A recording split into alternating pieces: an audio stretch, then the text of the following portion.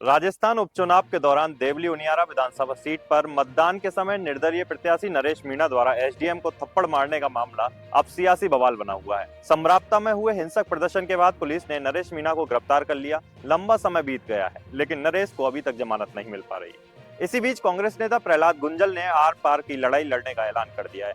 गुंजल ने राजस्थान सरकार को 1 माह का अल्टीमेटम देते हुए कहा कि यदि इन 7 दिनों में सरकार समराप्ता प्रकरण की न्यायिक जांच नहीं करवाती है तो 24 जनवरी को एक बड़ी बैठक की जाएगी, जिसमें आर पार की लड़ाई का ऐलान किया जाएगा। प्रहलाद गुंजल ने आरोप लगाया कि पुलिस ने निर्दोष लोगों को फंसाया है और खुद ही गाड़ियों घरों को जलाकर आम युवाओं को आरोपी बना दिया, जो कि गलत है। ऐसे में यदि निर्दोष लोगों को नहीं छोड़ा गया तो आने वाले 24 जनवरी को विधानसभा का कूच किया जाएगा और जयपुर घेराव की योजना बनाई जाएगी। बता दें, कांग्रेस नेता प्रहलाद गुंजल पार्टी लाइन से हटकर नरेश मीणा का साथ दे रहे हैं। नरेश के साथ जेल में बंद निर्दोष लोगों के लिए आंदोलन का नेतृत्व भी वो खुद कर रहे हैं। पहले नगर फोर्ट पंचायत की और अब विधानसभा घेराव की रणनीति बनाई है। प्रहलाद गुंजल ने कहा कि नरेश मीणा के साथ मैं कंधे से कंधा मिलाकर खड़ा हूं और जब तक नरेश की रिहाई नहीं होगी, युवाओं के साथ तानाशाही सरकार के खिलाफ लड़ाई जारी रहेगी।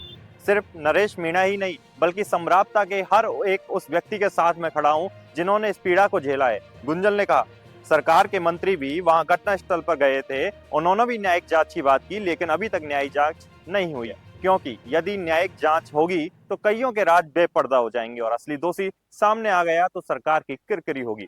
इसलिए न्यायिक जांच का सरकार को डर मंडरा रहा है। चलिए आपको सुनाते हैं प्रहलाद गुंजल ने प्रेस कॉन्फ्रेंस कर क्या कहा। को चलेंगे, ये 24 तारीख को घोषणा होगी और फिर जो होगा परिणाम भुगतेंगे। पहले भी सरकारों ने 35-35 दिन जयपुर जेल में विधायक रहते हुए बंद किया था, आजकल तो विधायक भी नहीं है।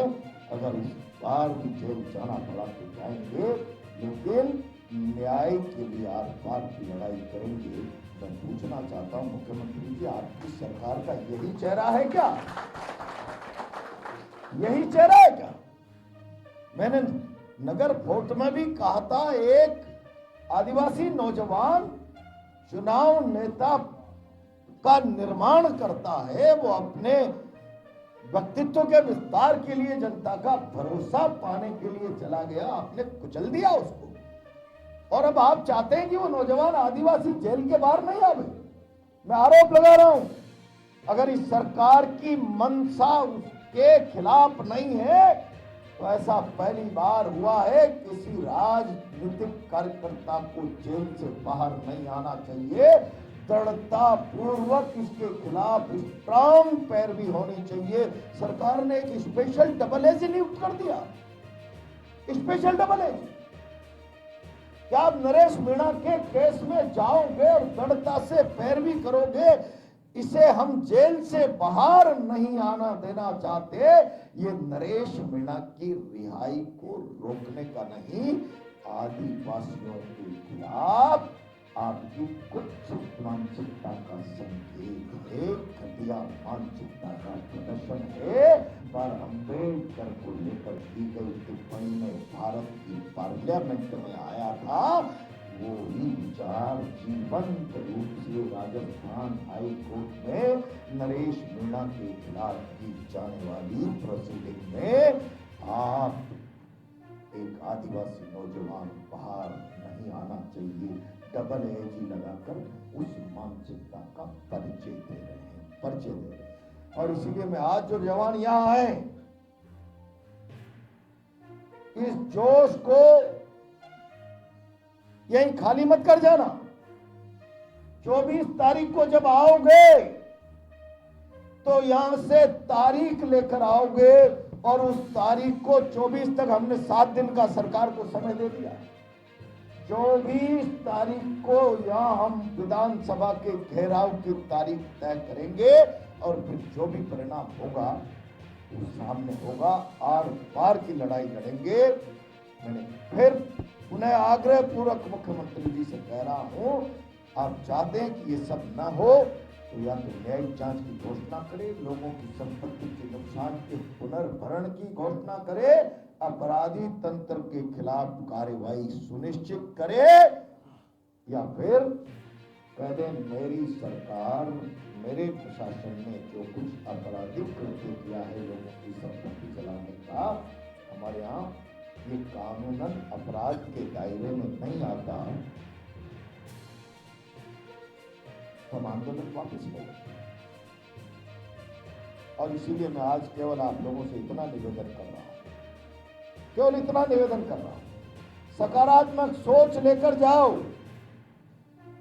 हम प्रजातंत्र में हमारी लड़ाई की सीमाओं को और शासन की सीमाओं को दोनों को जानते हैं, दोनों का मूल्यांकन है। और इसीलिए मैं आग्रह पूर्वक कह रहा हूं, वो सीमाएं न सरकार तोड़े न हम तोड़े। इसलिए 24 तारीख तक इसको खाली चुनौती नहीं समझे कोरी, सरकार गंभीरता से निर्णय करे। इस बीच में हम प्रयास करेंगे। सरकार में किरोड़ी लाल जी और बहुत सारे लोग गांव को ठोस भरोसा देकर आए थे, उनसे बात करें।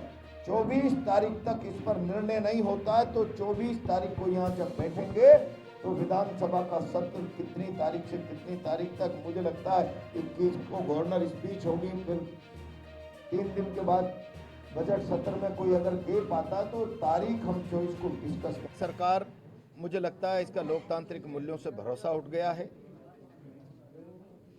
आधा लाख लोग नगर फोर्ट में इकट्ठा होने के बाद हम हमारी सीमाओं से पार जाकर बात करते तो शासन के हलक में पानी ला देते, जाम कर सकते थे, जनता उत्पात मचाने के लिए तैयार थी। हम लोकतंत्र में, व्यवस्था में भरोसा करते हैं, इसलिए हमने शासन को आगाह किया, आप 10 दिन में इसके समाधान के रास्ते बनाइए।